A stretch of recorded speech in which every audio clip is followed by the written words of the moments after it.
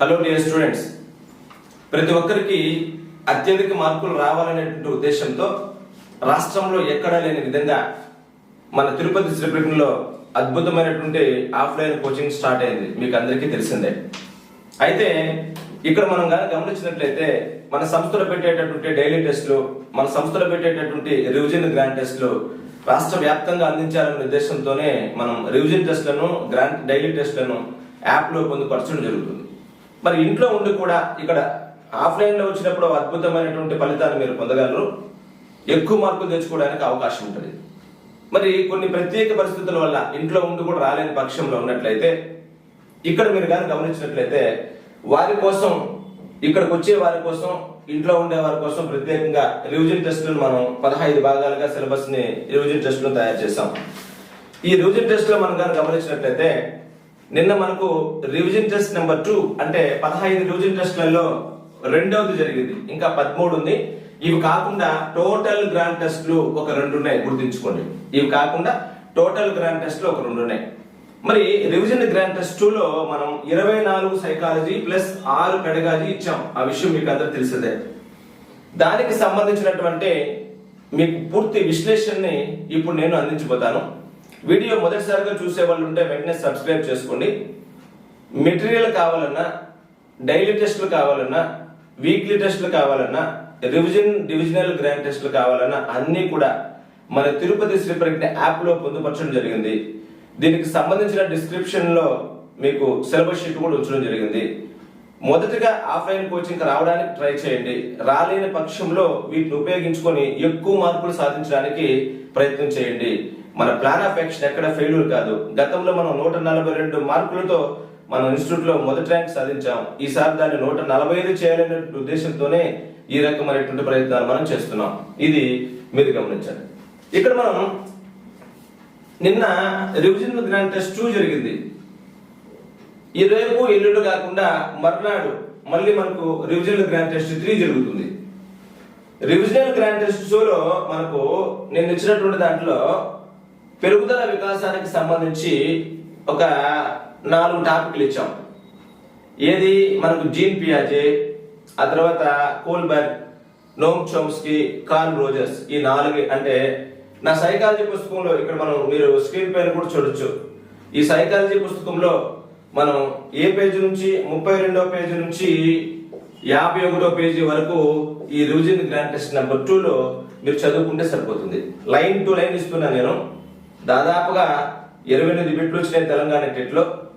దాదాపుగా 10 academy NCERT పుస్తకాలు తయారు చూసి ఈ సైకాలజీ బుక్ తయారు చేయడం జరిగింది. మరి ఈ ఎక్స్ప్లెనేషన్ తో పాటు మీకు పూర్తి వివరణ కావాలనుకున్నప్పుడు మన యాప్ డౌన్లోడ్ చేసుకున్నట్లయితే యాప్ లో అన్ని పొందుపరచడం జరిగింది. వీడియోలతో పాటు రకరకాలైన పరీక్షలు ఉన్నాయి. దాన్ని ఉపయోగించుకున్నట్లయితే ఈ సైకాలజీ బుక్ ని మీకు ఇంటికే పంపించే ప్రయత్నం చేస్తారు. ఓకే, ఇప్పుడు ఇది రెండవది. ఇది మనం డిస్కస్ చేస్తాం. తర్వాత 2 డేస్ తర్వాత మనం నిర్వహించేటటువంటి రివిజన్ గ్రాండ్ టెస్ట్ నెంబర్ 3 లో ఇక్కడ చూసినట్లయితే సైకాలజీ ఇక్కడ మనకు 56వ పేజీ నుంచి 82వ పేజీ వరకు ఉంటుంది. సైకాలజీ గుర్తుపెట్టుకోండి. అంటే ఇది మీరు ఈ రోజు చదవాల్సింది. ఇది నిన్న మీరు రాసినటువంటి పరీక్షలో ఉండేటటువంటి అంశాలకు ఎక్స్ప్లెనేషన్ నేను ఇస్తున్నా. అంటే 51 నుంచి 55వ పేజీ మధ్యలో మనకు ప్రాక్టీస్ బిట్లు ఉంటాయి. అవి కూడా మీరు ఖచ్చితంగా చేయాలి. మంచి స్టాండర్డైజ్డ్ ప్రాక్టీస్ బిట్లు ఇస్తున్నాం. చాలా మెటీరియల్ లో మనం ఉండేటటువంటి తప్పుల గురించి కూడా పిల్లలు ఫోన్ చేస్తుంటారు. స్టాండర్డ్ మెటీరియల్ ఎన్నుకోండి, మంచి ఫలితాలను పొందడానికి అయితే అవకాశం ఉంటుంది. ఇది రివిజన్ గ్రాండ్ టెస్ట్ నెంబర్ 2 ను మనం ఎక్స్ప్లెయిన్ చేస్తున్నాం. రేపు చేయబడే దాంట్లో 56 నుంచి 82 వరకు మాత్రమే చదవండి. మిగతా ఇది కాకుండా Telugu, English, maths, science, social, అది EVS అంటాం కదా, ట్రై మెథడ్, ఇవన్నీ కూడా ఇందులో పొందుపరిచే మీకు తెలుసు. వీటి గురించి పూర్తిగా మీరు గమనించండి. ఆ తర్వాత మనం గమనించినట్లయితే ఈ రోజు మనకు రివిజన్ టెస్ట్ నెంబర్ 2 లో వచ్చినటువంటి ప్రశ్నలు ఒకసారి గమనించండి. 1వ ప్రశ్న, ఒక బాలుడు తాను ఆడుకుంటున్న ఆట వస్తువును చివరిగా దాచిపెట్టి ఆ తర్వాత నిద్రకు ఉపక్రమించాడు. అయితే పియాజే ప్రకారం ఈ భావనను ఇలా తెలియజేయవచ్చు అన్నాడు. ఒక బాలుడు ఏం చేశాడంట, పడుకునేదానికి ముందు తనసేపు ఆటలాడుకున్నటువంటి ఆట వస్తువును దాచుకుని పడుకున్నాడు. మరి ఆ వయసు కన్నా తక్కువ వయసులో, సాధారణంగా 8 నెలల కన్నా ముందు ఉండేటటువంటి పిల్లలు గిలకతో కానీ ఇతర వస్తువులతో కానీ ఆడుకున్నా ఆట అయిన వెంటనే దాన్ని పడేస్తారు. అయితే 8 నెలలు లేదా 10 నెలల తర్వాత ఉండేటటువంటి పిల్లవాడు పియాజే ప్రకారం 8 నుంచి 12 నెలల మధ్య కాలంలో వస్తు స్థిరత్వ భావన ఏర్పడుతుంది కదా. ఈ వయసు తర్వాత ఎప్పుడైనా సరే ఈ వయసు తర్వాత ఎప్పుడైనా సరే వారు ఆడుకున్న ఆట వస్తువులను దాచుకుంటారు, అవసరమైన దాన్ని భద్రపరుచుకుంటారు. అంటే అక్కడ తల్లిని గుర్తించగలిగేటటువంటి స్థితి కూడా వస్తుంది. అంటే ఆడుకున్న ఆట వస్తువును దాచిపెట్టుకుని పడుకున్నాడంటే మళ్ళీ నిద్ర లేచినప్పుడు ఆ ఆట వస్తువుని దగ్గరకు తీసుకోవడానికి అవకాశం ఉంటుంది. ఈ ఆట వస్తువు మళ్ళీ నాకు అవసరము, ఇది ఇలాగే ఉంటుంది అనేటటువంటి ఫీలింగ్ వాళ్ళ ఉంది. అంటే దాన్ని వస్తు స్థిరత్వ భావనగా మనం చెప్తాం. ఇది ఫస్ట్ బిట్ గా మనం గమనించవచ్చు. ఈ వస్తు స్థిరత్వ భావన ఎప్పుడు వస్తుంది అని చాలా సార్లు అడిగాడు. మనకు ఇక్కడ మీరు కానీ గమనిస్తే ఈ పియాజేలో రెండవ దశ, మొదటి దశ జ్ఞానేంద్రియ చాలక దశ, రెండవ దశ ఇంద్రియ చాలక దశ, మూడవ దశ పూర్వ ప్రచారక దశ, నాలుగో దశ అమూర్త ప్రచారక దశ. ఈ 4 దశల్లో మనకు ఎక్కువ సార్లు బిట్లు రెండో దశలో నుంచి వస్తున్నాయి, ఒకటో దశలో నుంచి కూడా వస్తాయి. ఇది మొదటి దశలో 8 నుంచి 12 నెలల మధ్య కాలంలో వస్తు స్థిరత్వ భావన ఏర్పడుతుంది. ఇది కూడా అడిషనల్ ఇన్ఫర్మేషన్, చాలా జాగ్రత్తగా గుర్తుంచుకోవాలి.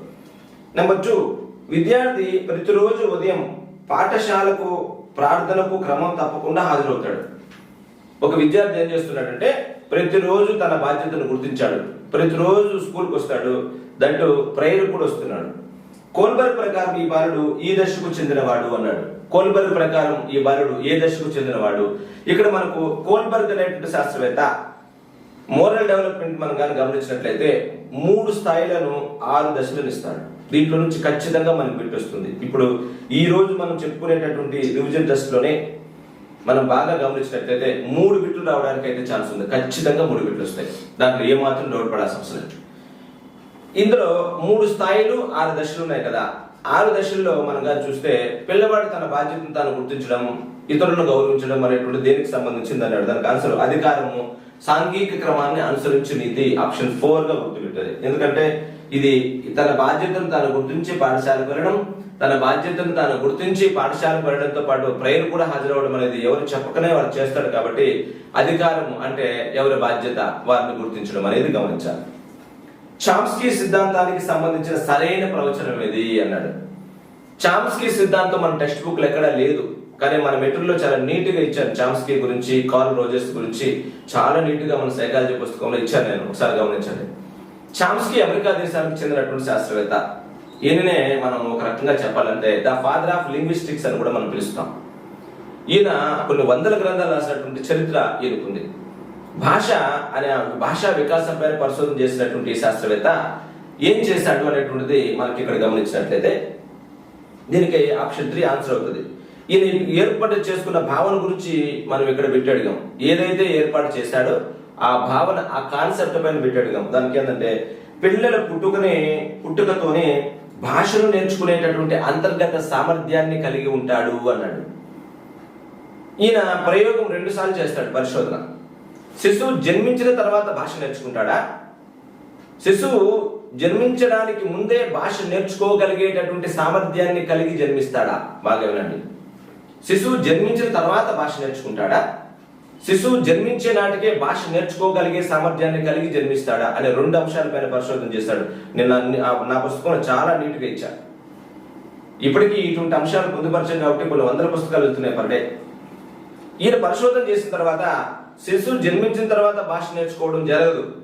భాష నేర్చుకునే సామర్థ్యాన్ని అంతర్గతంగా కలిగి LAD లాంగ్వేజ్ అక్విజిషన్ డివైస్, భాష మాట్లాడగలిగేటటువంటి సామర్థ్యాన్ని అంతర్గతంగా కలిగి శిశువు జన్మిస్తాడు. కాబట్టి మనిషి మాత్రమే మాట్లాడతాడు, ఇంకెవరు మాట్లాడరు. అది ఇక్కడ గుర్తుపెట్టుకున్నది. దానికి option 3 is the correct answer. Next 4వది, వాస్తవిక అహము ఆదర్శప్రాయమైన అహం మధ్య సయోధ్య కుదిరినప్పుడు. బాగా వినండి. ఇక్కడ మనం కార్ల్ రోజర్స్ గురించి మాట్లాడుకున్నట్లయితే అహాన్ని 2 రకాలుగా చెప్తాడు. ఆత్మభావన అంటాం మనం.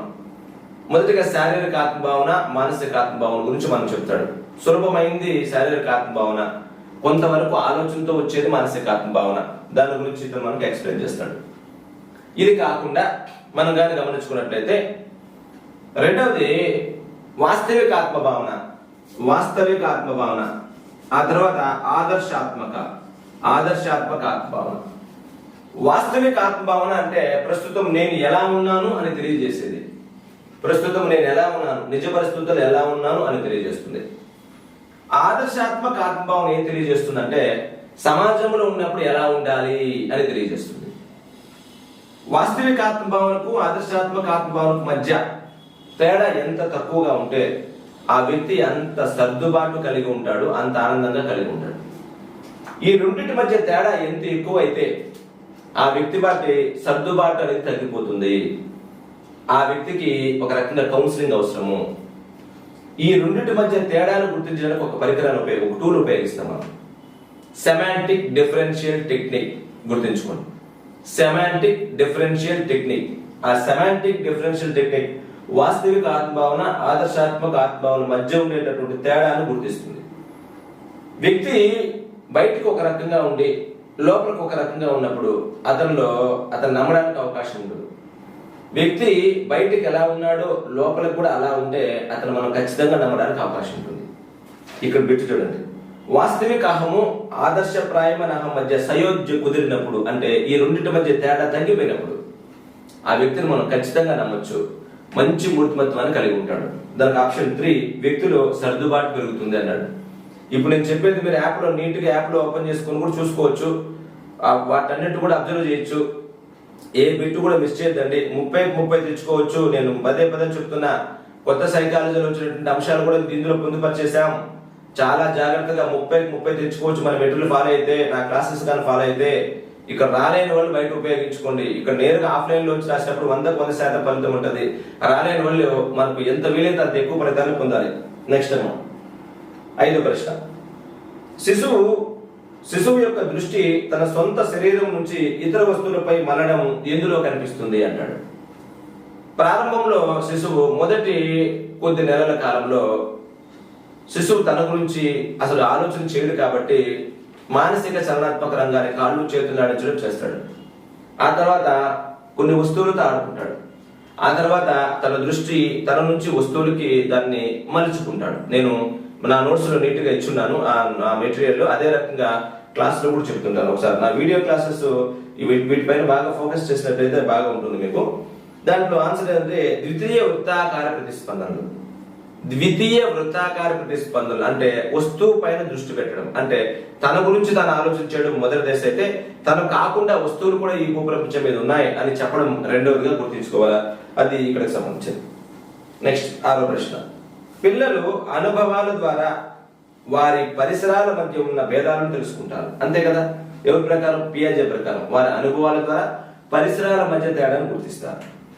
కొత్త అనుభవాలను పాత అనుభవాలతో అన్వయించుకొని, నీకేదైనా ఒక కొత్త అనుభవం వచ్చింది, అంతకుముందు నీలో ఉండేటటువంటి అనుభవానికి అన్వయించుకొని దాన్ని ఇంప్లికేషన్ చేసుకుంటూ కొత్త అర్థాలను గ్రహిస్తాడు అని తెలియజేసింది ఎవరు అన్నాడు. కొత్త అర్థాలను గ్రహిస్తాడు అని తెలియజేసింది ఎవరు అన్నాడు. అంటే మనకు పియాజే ప్రకారము మనం ఏదైనా ఒక కొత్త విషయాన్ని, కొత్త వస్తువును గమనించినప్పుడు తనలో ఉండేటటువంటి అంశాలతో దాన్ని కంపేర్ చేసుకుని దాన్ని సాధించడానికి ప్రయత్నం చేస్తాడు. ఈ మాట చెప్పింది ఎవరంటే పియాజే. దీన్ని మనము చాలా విషయాలుగా మనం డిస్కస్ చేసుకోవడం జరుగుతుంది. ఎరిక్సన్ ప్రకారము సమాజానికి ఉపయోగపడే సృజనాత్మకత, ఉత్పాదకత కృత్యాలలో ఎరిక్సన్ అంటే శాస్త్రవేత్త గురించి మీకు తెలుసు. సిగ్మండ్ ఫ్రాయిడ్ యొక్క అనుచరుడు. సిగ్మండ్ ఫ్రాయిడ్ ఎప్పుడైతే లిబిడో గురించి చెప్తాడో, ప్రతి వ్యక్తిలో కూడా ఎంతో కొంత లైంగిక వాంఛలు ఉంటాయి, ఆ లైంగిక వాంఛను లిబిడో అని చెప్తాడు. దాన్ని అంగీకరించని ఇతను ఎరిక్సన్ మనోసాంఘిక వికాస సిద్ధాంతాన్ని రూపొందిస్తాడు. ఎప్పుడైతే మనోసాంఘిక వికాస సిద్ధాంతాన్ని రూపొందిస్తాడో, మనోసాంఘిక వికాస సిద్ధాంతం ప్రకారం మనం గమనించినట్లయితే అతను అహానికి ఎక్కువ ప్రాధాన్యత ఇస్తాడు. సిగ్మండ్ ఫ్రాయిడ్ లిబిడోకి ప్రాధాన్యత ఇచ్చినట్లయితే ఈయన అహానికి ఎక్కువగా ప్రాధాన్యత ఇస్తాడు. మరి ఇందులో సృజనాత్మకత, ఉత్పాదకత కృత్యాలలో పాల్గొన్న వ్యక్తుల సాంఘిక క్లిష్ట పరిస్థితి ఏంది అని అడిగాడు. ఆ వ్యక్తుల్లో ఉత్పాదకత, స్తబ్దత ఉంటుంది.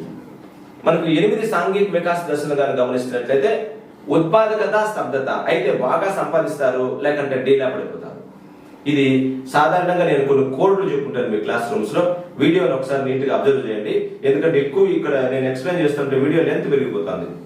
నేను క్వశ్చన్ మాత్రం ఎక్స్ప్లెయిన్ చేస్తాను. ఏ డౌట్స్ ఉన్నా కూడా దాన్ని అండర్లైన్ చేసుకోవడం, మన నా వీడియోలు చెక్ చేసుకోవడం, నా బుక్ను మనం చూసుకున్నట్టయితే సరిపోతాము. దానికి ఆన్సర్ ఉత్పాదకత, స్తబ్దత. తర్వాత ఎరిక్సన్ ప్రకారం 6 నుంచి 12 సంవత్సరాల వయసు గల పిల్లలకు సరైన శిక్షణ, తగిన విద్య మరియు మంచి ఆదర్శాలను అందించడం వల్ల వారిలో పొందే లక్షణం ఏది అన్నాడు. 6 నుంచి 12 సంవత్సరాల మధ్యలో వాడు ఎక్కడుంటాడు? పాఠశాల దశలో ఉంటాడు. ఎవరి ప్రకారం? ఎరిక్సన్ ప్రకారం.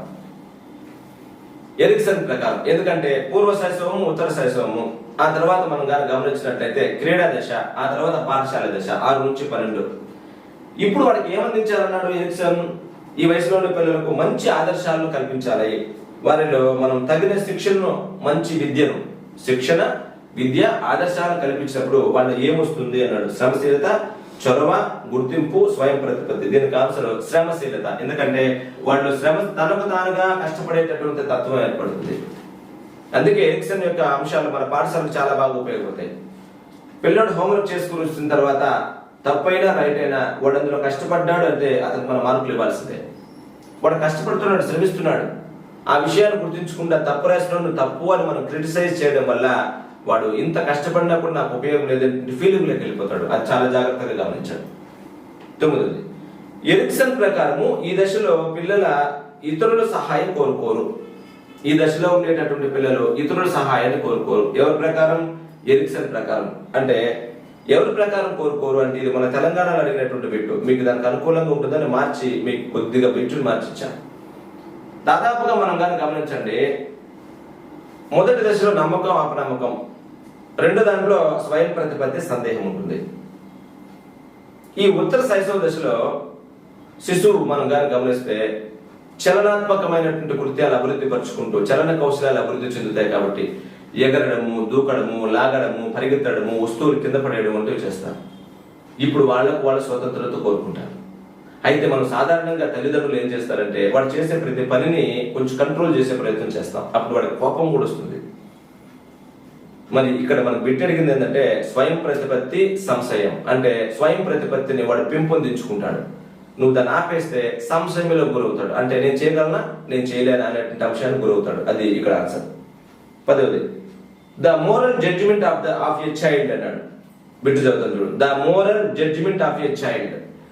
ఇది మొన్న తెలంగాణకి ఇచ్చినటువంటి బిట్టు. మీకు ఉపయోగపడుతుందని ఇక్కడ ఇచ్చాను. నీట్ గా నేను నా వీడియోస్ లో ఎక్స్ప్లెయిన్ చేస్తున్నాను దీని గురించి. మనం మోరల్ జడ్జిమెంట్ అనగానే కోల్బర్గ్ పెట్టేస్తాం. అయితే ఇతని యొక్క ఆలోచనలు, పియాజే యొక్క ఆలోచనలకు అనుకూలంగా ఈ గ్రంథం రాయబడింది. కాబట్టి the moral judgement of a child అనేది జీన్ పియాజే రాసిన గ్రంథంగా మనం గుర్తుపెట్టుకోవాలి. స్వేచ్ఛాపూరిత ఇచ్ఛ, ఆత్మ ప్రస్తావనపై కేంద్రీకరించే ఉపగమం ఏది అన్నాడు. స్వేచ్ఛాపూరితమైన ఇచ్ఛ అంటే ఇష్టం వచ్చినట్లుగా ప్రవర్తించడం. నా మనసు ఏం చెప్తుంది అదే కరెక్ట్. ఆదర్శవాదం చెప్పినట్టుగా దేవుళ్ళు ఉన్నారు అని నమ్మడానికి అవకాశం లేదు. ఇంకొక వాదం చెప్పినట్లుగా రాక్షసులు, దెయ్యాలు, భూతాలు ఉన్నాయని నమ్మడంలా. ప్రకృతి మనకు నిజమైన దైవం. గాలి, నీరు, ఆకాశము, అగ్గి ఇవి నిజమైన ధైర్యంగా భావించేటటువంటి వాదమే మానవతావాదం. మానవతావాదంలో మనిషి ఉన్నప్పుడే కరెక్ట్ గా ఉండాలి, కొన్ని నియమ నిబంధనలతో ఉండాలి. మానవుడు మరణించిన తర్వాత ఆ వ్యక్తి ఏం చేస్తాడు, ఎలా ఉంటాడు ఎవరికి తెలియదు. దాని గురించి ఇప్పుడు ఆలోచన చేయొద్దు అని చెప్పేది హ్యూమనిజం. మానవతావాదానికి దగ్గర సంబంధం కలిగిన వ్యక్తులు చాలా మంది ఉన్నారు. దీనిపైన బిట్టు చాలా సార్లు అడిగాడు. అబ్రహాం మాస్లో, కార్ల్ రోజర్స్, వీళ్ళందరూ కూడా ఎక్కువగా దానికి సంబంధించినటువంటి వ్యక్తులే. గోల్డ్ స్టైన్, వీళ్ళందరూ కూడా దీనికి సంబంధించిన వ్యక్తులే. దీనిపైన ఖచ్చితంగా బిట్టు వస్తుంది. మన మెటీరియల్ లో మొదటి 3 పేజీలు ఇచ్చాను చూడండి, అక్కడ బాగా చదవండి. ఆ ఏరియా నుంచి ఖచ్చితంగా బిట్లు వస్తున్నాయి. గత టెట్లో మనకు 6 బిట్లు వచ్చాయి. ఈసారి కూడా రావడానికి అవకాశం ఉంటుంది, బాగా గుర్తించుకోండి. కాబట్టి ఇక్కడ మనకు మానవతావాదం ఏం చెప్పింది? అది స్వేచ్ఛాపూరిత ఇష్టం వచ్చినట్టు బతకమంటుంది. ఇంకొకరి కోసం, దేనికోసం బతకొద్దు అని చెప్తుంది. నెక్స్ట్, భాష అనేది ప్రత్యేక నియమాల సముదాయం ఆధారంగా నిర్మించిన ప్రత్యేక వాక్యాల సముదాయము అని చెప్పినాడు. భాష అనేది ఎలాగంటే అలా వచ్చేది కాదమ్మా. కొన్ని నియమాలు ఉంటాయి, దానికి అనుసరించుకొని మనలో ఉండేటటువంటి, ముందుగానే ఉండేటటువంటి అనువంశికత పరిపక్వత ద్వారా ఇది ఏర్పడుతుంది అని చెప్పిన శాస్త్రవేత్త నోమ్ చోమ్స్కీ. ఈ నోమ్ చోమ్స్కీ అనేటువంటి శాస్త్రవేత్త దీనిపైన పరిశోధన చేస్తాడు. కాబట్టి దీనికి ఆన్సర్ గుర్తించుకోవాలి. నెక్స్ట్ 11. వ్యక్తి యొక్క అహమును ప్రాధాన్యత చెందిన సిద్ధాంతం ఏది అన్నాడు. ఒక అహం, వ్యక్తి యొక్క అహానికి ఎక్కువ ప్రాధాన్యత చెందిన సిద్ధాంతం. వ్యక్తిలో అహం అనేటువంటిది ఆ వ్యక్తి యొక్క మూర్తిమత్వాన్ని నిర్ణయిస్తుంది అని చెప్తాడు. ఏ సిద్ధాంతంలో? ఆత్మ కేంద్రక సిద్ధాంతంలో. వ్యక్తి కేంద్రక సిద్ధాంతంలో ఆ వ్యక్తిలో ఉండే అహం ఆ వ్యక్తి యొక్క మూర్తిమత్వం నిర్ణయిస్తుంది. అహం అనగానే ఎరిక్సన్ పెట్టేస్తారు, గుర్తుంచుకోండి. అక్కడ అహం అనేటువంటి గుణము 8 దశల్లో ప్రయాణించి సృజనాత్మక వైపు వెళ్తుంది అన్నాడు ఎరిక్సన్. ఇక్కడ మీరు కానీ గమనిస్తే కోల్బర్గ్ వచ్చే సిద్ధాంతాన్ని ఆధారంగా చేసుకున్నటువంటి కొన్ని సిద్ధాంతాలు కూడా ఉన్నాయి, వాటిని పక్కన పెడదాం. ఇక్కడ ఉండేటువంటి కార్ల్ రోజర్ సిద్ధాంతాన్ని గమనిస్తే వ్యక్తిలో ఉండేటటువంటి అహం ఆ వ్యక్తి యొక్క మూర్తిమత్వాన్ని ప్రభావితం చేస్తుంది అంటాడు. అందుకే దీనికి మనం కానీ గమనించినట్లయితే 3 ఆప్షన్ 3 ఆత్మభావన వికాస సిద్ధాంతం, అది గుర్తుంచుకోండి. 14 జీన్ పియాజే ప్రకారం శిశువు ఏదైనా కొత్త అనుభవాన్ని పొందినప్పుడు ఏదైనా ఒక కొత్త అనుభవాన్ని పొందుతాడు. అంతకు ముందు పొందిన అనుభవాలతో పోల్చి తనకు అనుకూలంగా మార్చుకున్నట్లయితే దాన్ని ఏమంటారు అన్నాడు. ఇప్పుడు ఏదైనా ఒక కొత్త అనుభవాన్ని పొందుతాడు. ఫర్ ఎగ్జాంపుల్, ఒక పిల్లోడు ఏం చేస్తాడంటే ఒక సండే ఒక ఇంట్లో నుంచి ఒక జూ పార్క్ వెళ్ళాడు. అక్కడ బాతును చూశాడు. బాతు ఇంటి దగ్గర ఇప్పుడు కూడా కోడిని చూస్తూ ఉంటాడు. ఇక్కడ కొత్తగా బాతును చూశాడు. బాతు కూడా 2 పక్షులే ఒకే రకమైనటువంటి సిమిలారిటీస్ ఉంటాయి. అయితే మీరు కానీ గమనించినట్లయితే కొత్తగా ఒక వస్తువును చూసినప్పుడు ఒక పక్షిని చూసినప్పుడు ఇంతకు ముందు చూసినటువంటి పక్షితో తన మనసులో ఉండేటువంటి స్కిమటాతో అనుసంధానం చేసుకున్నప్పుడు దీనిని ఇలా మార్చుకుంటే తనకు అనుకూలంగా మార్చుకున్నాడు అనుకోండి, దాన్ని మనము శాంశీకరణము అంటాం. ఏమంటాము? శాంశీకరణము అంటాం.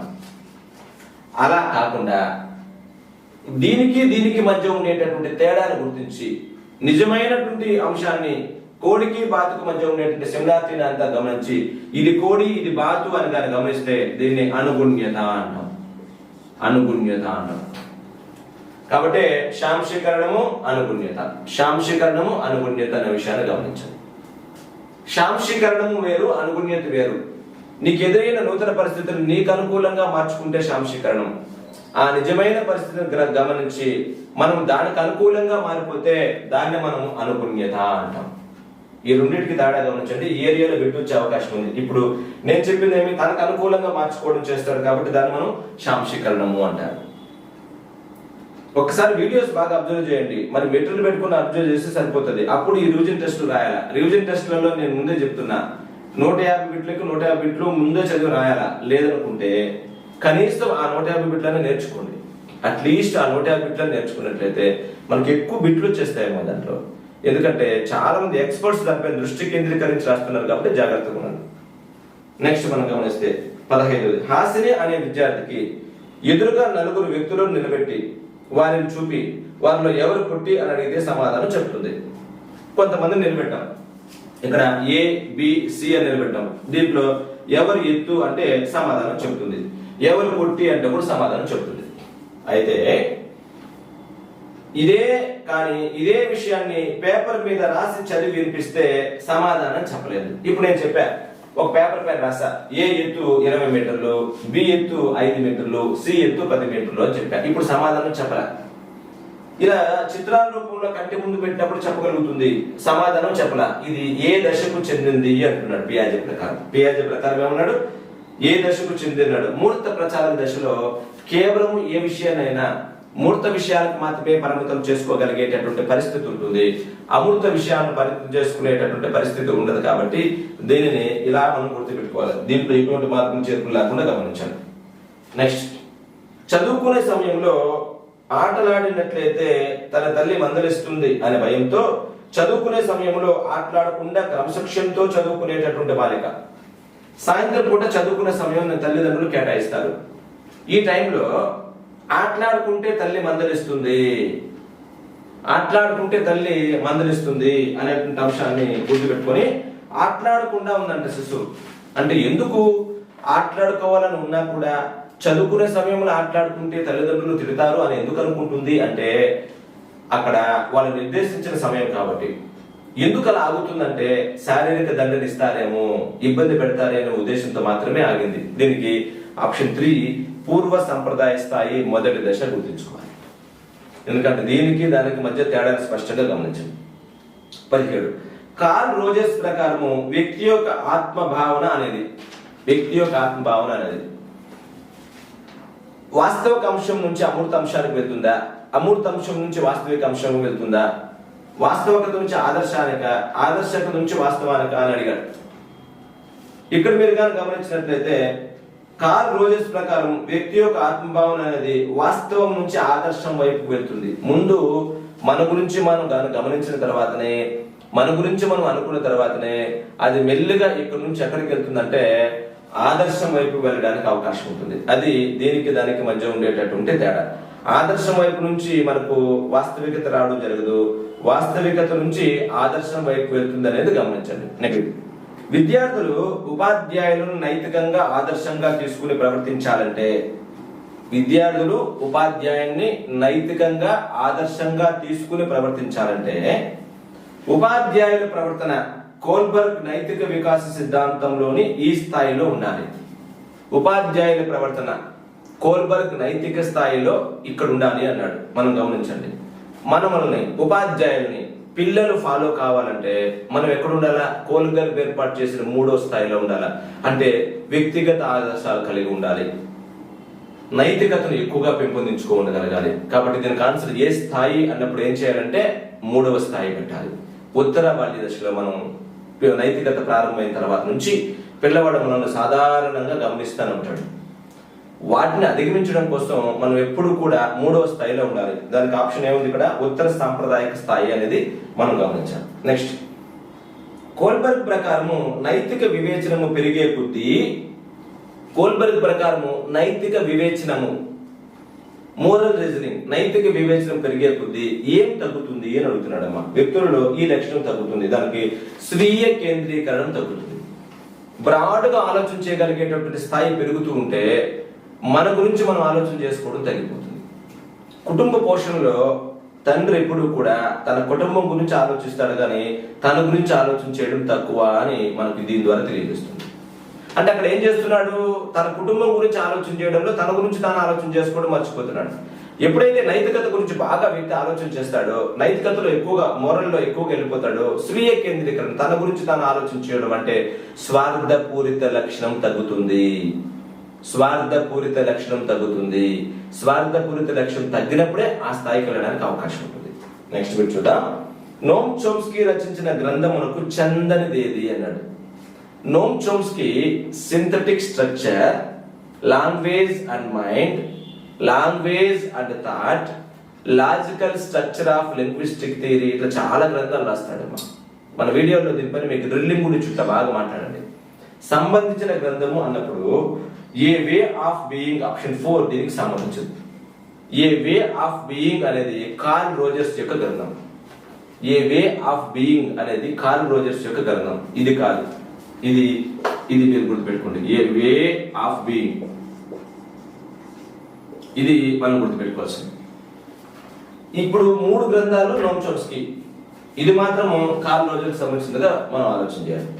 నెక్స్ట్ చూస్తే, ఒకే సంఖ్యలో గల గోళీలను దగ్గరగా పెట్టి మరియు దూరంగా పెట్టి ఎందులో గోళీల సంఖ్య ఎక్కువ అనగా రెండింటిలో గోళీల సంఖ్య సమానమని తెలిపిన రోజా ఈ దశకును అధిగమించినట్లుగా అన్నాడు. ఇక్కడ ఏం చేశాడు? ఇక్కడ ఒక 10 గోళీలు పెట్టాడు. 1 2 3 4 5 6 7 8 9 10. 1 2 3 4 5 6 7 8 9 10 గోళీలు పెట్టాడు. సాధారణంగా ఈ చిన్నపిల్లలను గమనించినప్పుడు ఈ రెండిట్లో ఏది ఎక్కువగా ఉంది అంటే ఇది ఎక్కువగా ఉంది అని చెప్పొచ్చు, లేదా కొంత వయసు పెరిగిన తర్వాత 2 సమానమే అని చెప్పొచ్చు. మరి ఈ దశలో ఈ ప్రశ్నలు ఏమడుగుతున్నాడు పిల్లవాడు అంటే, క్వశ్చన్ ఏముందంటే ఈ రెండింటిని ఇలా ఉంచినా కూడా 2 సమానమే అని చెప్తున్నాడు. అయితే పియాజే ప్రకారము ఇది ఏ దశకు చెందింది అన్నాడు. దాంట్లో ఇంద్రియ చాలక దశ. ఇంద్రియ చాలక దశలో ఇటువంటి లక్షణం అనేటువంటిది గుర్తించలేడు. నెక్స్ట్ పూర్వ ప్రచారక దశ. దీంట్లో 2 ఉన్నాయి. దీంట్లో ఆప్షన్ 3, ఆప్షన్ 4 పూర్వ భావనాత్మక దశ. పూర్వ భావనాత్మక దశ, అంతర్భౌతిక దశ. చూడండి, ఇది ఆప్షన్ లేదా 1 2 3 4 అని కూడా ఇచ్చాడు. ఈ రెండింటిలో పూర్వ భావనాత్మక దశలో తేడాను గుర్తించలేడు. పూర్వ భావనాత్మక దశలో తేడాను గుర్తించలేడు. అదే రకంగా అంతర్భౌతిక దశలో ఈ రెండింటి మధ్య తేడాను గుర్తించి ఇది సమానమే చెప్తాడు. మన వీడియోలో ఒకసారి అబ్జర్వ్ చేయండి, దీంట్లో ఉన్నాయి. నెక్స్ట్, కోల్బర్గ్ నైతిక వికాస దశలను సంబంధించి సరికాని అంశం ఏది అన్నాడు. కోల్బర్గ్ నైతిక వికాసానికి సంబంధించి సరికాని అంశం ఏది అన్నాడు. అందరు వ్యక్తులలో ఒకే వయసులో ఈ దశలు సంభవిస్తాయి. కరెక్ట్ కాదు కదా? మరి అందరిలో, నాలో, నా స్నేహితుల్లో, మా ఫ్రెండ్లో, మా ఇంట్లో వాళ్ళలో అందరిలో ఒకే రకమైనటువంటి వయసులో నైతికత జరగదు, ఎక్కువగాను తక్కువగాను. అందుకే కోల్బర్గ్ మాటను కూడా మనం గమనిస్తే నైతికత అనేది వయసుతో సంబంధం ఉండదు, స్థాయితో సంబంధం ఉంటుంది అంటాడు. ఒక స్థాయిలో నైతికత అంశాలు కలగచ్చు, కానీ ఈ వయసులో ఇదే కలుగుతుంది, ఇదే కరెక్ట్ అని చెప్పడానికి అవకాశం లేదనేది ఇక్కడ మీరు గమనించాలి. నెక్స్ట్, కార్ల్ రోజర్స్ రచించిన గ్రంథమునకు చెందనిదేది అన్నాడు. ఇంతకు ముందు నోమ్ చోమ్స్కీ గురించి అడిగాం, ఇప్పుడు కార్ల్ రోజర్స్ గురించి అడుగుతున్నాం. ఇక్కడ మనం క్లయింట్ సెంటర్ థెరపీ అనేది కార్ల్ రోజర్స్ సంబంధించినటువంటి గ్రంథమే. Option 2 on becoming a person, ఇది కూడా కార్ల్ రోజర్స్ సంబంధించింది, ఆన్ బికమింగ్ ఏ పర్సన్. మూడోది ఏ వే ఆఫ్ బీయింగ్, ఇది కార్ల్ రోజర్స్ సంబంధించింది, మీకు కూడా చెప్పాను. ఇప్పుడు నాలుగోది లాంగ్వేజ్ అండ్ మైండ్, ఇది నోమ్ చోమ్స్కీకి సంబంధించింది. లాంగ్వేజ్ అండ్ థాట్, ఈ గ్రంథాలు నోమ్ చోమ్స్కీ సంబంధించింది. అర్థమైందా? కాబట్టి ఈ దీంట్లో ఒక నెగిటివ్ బిట్ ఇచ్చాను, ఇంతకు ముందు దాంట్లో ఒక నెగిటివ్ బిట్ ఇచ్చాను. ఈ రెండింటి మధ్య మీరు తేడాను గమనించాలా. ఇక్కడ 4 గ్రంథాలు, ఇంతకు ముందు ప్రశ్నలో 4 గ్రంథాలు, 8 గ్రంథాలు నువ్వు రాసుకుంటే సరిపోతుంది. మనం నీట్ గా కూడా ఇచ్చున్నాం, ఒకసారి గమనించాలి. నెక్స్ట్ 25వ ప్రశ్న, డౌన్ సిండ్రోమ్ అనగా, ఇక్కడ నుంచి మనకు పెడగాజీ స్టార్ట్ అవుతుంది. ప్రత్యేక అవసరాలు కలిగిన పిల్లల విద్య. ప్రత్యేక అవసరాలు కలిగినటువంటి పిల్లల విద్య పెడగాజీలో ఖచ్చితంగా మనం గమనించినట్లయితే ఒక బిట్ వస్తుంది. అది కూడా ప్రత్యేక అవసరాలు కలిగిన పిల్లల విద్య ప్రాధాన్యత కలిగింది, జాగ్రత్తగా గమనించండి. డౌన్ సిండ్రోమ్ అనగా, దీంట్లో మామూలుగా డౌన్ సిండ్రోమ్ అంటే ఒక క్రోమోజోమ్ ఎక్కువ, ఒక క్రోమోజోమ్ తక్కువ అని అడుగుతాడు. డౌన్ సిండ్రోమ్ అంటే దాదాపుగా ఆప్షన్ 4 46 క్రోమోజోముల కన్నా ఒక క్రోమోజోమ్ అధికంగా ఉండడం వల్ల కలిగేది. సాధారణంగా 46 క్రోమోజోములు ఉంటాయి. ఇక్కడ కొన్ని ప్రత్యేక పరిస్థితుల్లో 46 క్రోమోజోముల కన్నా ఒక క్రోమోజోమ్ ఎక్కువగా పిల్లలు పుడతారు. అది కూడా పుట్టుకు జరగకూడదు. ఇది కూడా మనకు మానసికమైనటువంటి సమస్య, ఒక రకంగా మెంటలీ రిటార్డెడ్ చిల్డ్రన్ గాని గుర్తించాలి. దీన్ని ఒక క్రోమోజోమ్ ఎక్కువగా ఉండడం వల్ల పిల్లలు జన్మిస్తుంది, దాన్ని డౌన్ సిండ్రోమ్ అంటారు, అది గుర్తించుకోండి. నెక్స్ట్, సమ్మిళిత విద్యా విధానంలో ముఖ్యమైన వనరుల నమూనా వీరితో జరపడుతుంది అన్నాడు. సమ్మిళిత విద్యా విధానంలో ముఖ్యమైన వనరుల నమూనా బోధన వీరిలో జరుగుతుంది అన్నాడు. అంటే మనకు వనరుల నమూనాలు తీసుకున్నట్లయితే బోధన 6 రకాలుగా జరగచ్చు. దాంట్లో మనకు మొదటిది వనరుల నమూనా, అంటే రిసోర్స్ టీచర్ రెగ్యులర్ టీచర్ తో పాటు పనిచేస్తాడు. ఇంకోటి ఇటరెంట్ నమూనా, దాన్ని సంచార నమూనా అంటాం. ఈ రిసోర్స్ టీచర్ మిగతా స్కూల్లో కూడా వెళ్ళేసి వస్తాడు. ద్వంద్వ నమూనా అంటే ఉన్న టీచర్కే మనం ఏం చేస్తాం, ప్రత్యేకమైన శిక్షణ ఇస్తాం. ఇది మనం గమనించాల్సింది. దీంట్లో మనకు ఈ వీడియోలో నీట్గా ఇచ్చినాను. దీంట్లో బిట్ ఏమి ఇచ్చాడంటే, రెగ్యులర్ ఉపాధ్యాయునితో పాటు రిసోర్స్ ఉపాధ్యాయుడు కూడా ఉండడం. సమ్మిళిత విద్యలో భాగంగా రెగ్యులర్ ఉపాధ్యాయుడు ఉంటాడమ్మా, రెగ్యులర్ ఉపాధ్యాయుడితో పాటు రిసోర్స్ ఉపాధ్యాయుడు కూడా కలిసి పనిచేస్తాడు. దీన్నే మనం ఈ ప్రశ్నలో ఉండే దాని ప్రకారం తీసుకున్నట్లయితే దీన్ని వనరుల నమూనా అంటాం. రిసోర్స్ నమూనాగా, రిసోర్స్ మోడల్ గా గుర్తించుకోవాలి. నెక్స్ట్, 8వ తరగతి చదువుతున్న రాజు అక్షరములన్నీ వచ్చినప్పటికీ పుస్తకం చూసి కూడా ఎన్నో తప్పులు చదువుతున్నట్లయితే అతనిలో అభ్యసన వైకల్యం ఏది అన్నాడు. అక్షరాలు వచ్చు కానీ చూసి చదవడంలో ఇబ్బంది పడుతున్నాడు. స్పీడ్ గా చదివడం, గడగడ చదివడం, ఖచ్చితంగా లేకపోవడం చేస్తున్నాడు. దీనికి నేను కోడ్ చెప్పాను మన వీడియోలో, ఒకసారి ఆ కోడ్ పేపర్ లో రాసుకుంటే ఇప్పుడు మీకు ఈజీగా ఉంటుంది. అక్షరాలు వచ్చు కూడా పుస్తకంలో చూసి చదవలేకపోవడం డిస్పేసియా, డిస్గ్రాఫియా, డిస్లెక్సియా, డిస్కాల్కులియా అన్నాడు. ఇప్పుడు దీనికి ఆన్సర్ డిస్లెక్సియా. అంటే వాడికి అక్షరాలు తీసి కూడా పదాలను సక్రమంగా ఉపయోగించలేకపోవడం అనేది. డిస్పేసియా అంటే ఏమి, తనలోని భావాలను వ్యక్తపరచలేకపోవడము, ఇతరులు వ్యక్తపరిచిన దాన్ని గ్రహించలేకపోవడం, ఇది కూడా ఉంటుంది అక్కడ డిస్పేసియా. మనం కనుక గమనించినట్లయితే నువ్వు చెప్పింది ఇతరులు అర్థం చేసుకోలేరు, ఇతరులు చెప్పిందని నువ్వు కూడా అర్థం చేసుకోవడం, లిజనింగ్ స్పీకింగ్ సంబంధించినటువంటి సమస్యలు ఉంటాయి. అదే డిస్గ్రాఫియా, రాతపూర్వకమైన సమస్యలు వస్తాయి. గ్రాఫియా అంటే రాయడం కదా, అది గుర్తుపెట్టుకోండి. డిస్కాల్కులియా, క్యాల్కులేషన్ అంటే ఏమి, గణితం కదా. డిస్కాల్కులియా అంటే గణిత పరమైనటువంటి అంశాలను చక్కగా చెప్పలేకపోవడంగా గమనించాలి. నెక్స్ట్, బహుళ వైకల్యము అనే భావన దేనికి సంబంధించింది? ఇక్కడ ఏదైనా ఒక వైకల్యం ఎక్కువగా ఉండడం, ఇది కాదు. వివిధ రంగాలలో వైకల్యం ఉండడం, ఇది కూడా కాదు. ఒక వ్యక్తికి ఒక రకం వైకల్యం కంటే ఎక్కువ వైకల్యాలు ఉండడం. కొంతమందికి గమనించండి, చెవుడు మూగ రెండు ఉంటాయి. దృష్టి వైకల్యం ఉంటుంది, అదే రకంగా ఏదో కాళ్ళు దగ్గర వైకల్యం ఉంటుంది. ఇటువంటి సమస్యలు ఏర్పడుతూ ఉంటాయి. ఒకటి కన్నా ఎక్కువ వైకల్యాలు కలిగినటువంటి వ్యక్తులతో మనకు ఇది ఒక సమస్య. దీన్ని బహుళ వైకల్యం అంటాము. గుర్తించుకుంటే లాస్ట్ ఇయర్ వచ్చిన బిట్ ఏంటంటే బహుళ వైకల్యానికి సంబంధించినటువంటి రిసోర్స్ సెంటర్ మన దేశంలో ఎక్కడుంది అన్నాడు. చెన్నైలో ఉంది, గమనించండి. ప్రధాన కార్యాలయం చెన్నైలో ఉంది, అది గమనించింది. దృష్టి వైకల్యము ఇంతకు ముందు ఒక దాంట్లో అడిగాడు, డెహ్రాడూన్ లో ఉంది. దృష్టి వైకల్యము డెహ్రాడూన్ లో ఉంది. ఇదే బహుళ వైకల్యం అయితే చెన్నైలో ఉంది. ఇటువంటి బిట్లు మనకు అకాడమీని బేస్ చేసుకుని మన మెటీరియల్ ఉన్నాయి, జాగ్రత్తగా ఫాలో అవ్వండి. తర్వాత సమ్మిళిత విద్య యొక్క లక్షణము కానిదేది అన్నాడు. సమ్మిళిత విద్య యొక్క లక్షణము కానిదేది. సమ్మిళిత విద్య అంటే ఏమి? సాధారణమైన పిల్లలతో పాటు ప్రత్యేక అవసరాలు కలిగిన పిల్లల్ని తీసుకొచ్చి మనం బోధించడం. మనం చిన్నప్పుడు అదే చదువుకుని ఉంటాం. ఇప్పుడు మీకు మారిపోయింది వచ్చి, కానీ మేము చిన్నప్పుడు ఒక తరగతి గదులు అందరూ ఉండేటువంటి సాధారణంగా. ఆ యొక్క లక్షణం కానిది ఏదంటే వైవిధ్యమైన పాఠ్య ప్రణాళిక దాని లక్షణం కాదు. వైవిధ్యమైన పాఠ్య ప్రణాళిక ఎవరికి ఉపయోగిస్తారంటే స్పెషల్ నీడ్ చిల్డ్రన్స్ మాత్రమే ఉపయోగిస్తాడు. ఇప్పుడు బ్రెయిలీ లిపిలో వాడికి పాఠం చెప్పాలనుకున్నప్పుడు వాడికి ఒక వైవిధ్యమైన పాఠ్య ప్రణాళిక కావాలి. సాధారణ తరగతి గదిలో చెప్పాలనుకున్నప్పుడు వాడికి అవసరం లేదు కదా. అందుకే ప్రత్యేక అవసరాలు కలిగిన పిల్లలకు మాత్రమే ఇది అవసరం అవుతుంది, గమనించండి. నెక్స్ట్, అభ్యసన వైకల్యం కలిగిన వారికి మనం సాధారణంగా విఏకేటి బోధనా పద్ధతిని ఉపయోగిస్తాం. ఏ బోధనా పద్ధతిని? విఏకేటి బోధనా పద్ధతి దేనికి సంబంధించింది? అభ్యసన వైకల్యం, బహుళ వైకల్యం కాదమ్మా, అభ్యసన వైకల్యం కలిగిన వారికి దీనిని ఉపయోగిస్తారు. ఇందులో అభ్యసన వైకల్యాలు కలిగిన వారిలో మనగా చూస్తే వి అంటే విజువల్, ఈ అంటే ఆడిటరీ, కే అంటే కైనిస్థెటిక్, టీ అంటే టాక్టైల్ అంటాం. ఇది దృష్టికి సంబంధించినటువంటిది, ఇది వినికిడికి సంబంధించినది, ఇది చలనానికి సంబంధించినది, ఇది స్పర్శ, టాక్టైల్ అంటే టచ్ అని గుర్తుపెట్టుకో, స్పర్శకు సంబంధించింది. ఇవన్నీ కూడా ఇందులో ఉంటాయి. కాబట్టి మనం గమనించాల్సింది ఏంటంటే దేనికి విఏకేటి బోధన విధానంలో ప్రశ్న ఏమిచ్చాడు? వి దేనికి సంబంధించింది అన్నాడు. వి దృష్టికి సంబంధించింది. ఇది 30 ప్రశ్నలకు సంబంధించినటువంటి పూర్తి విశ్లేషణ. రేపు వీడియోలో మళ్ళీ మీకు ఏ పేజీ నుంచి ఏ పేజీ వరకు చదవాలో చెప్పాను. ఖచ్చితంగా మనకు ఈ రివిజన్ టెస్ట్ ప్రతి ఒక్కరు రాయాలి, లేని పక్షంలో మనం దీన్ని చేయాలి. ఈ వీడియోని వీలైనంత ఎక్కువ మందికి మీరు షేర్ చేయండి. ఏ అవసరం వచ్చినా మన యాప్లో ఆర్డర్ చేస్తే మీ ఇంటికి పంపించే ప్రయత్నం చేస్తాను. Thank you very much.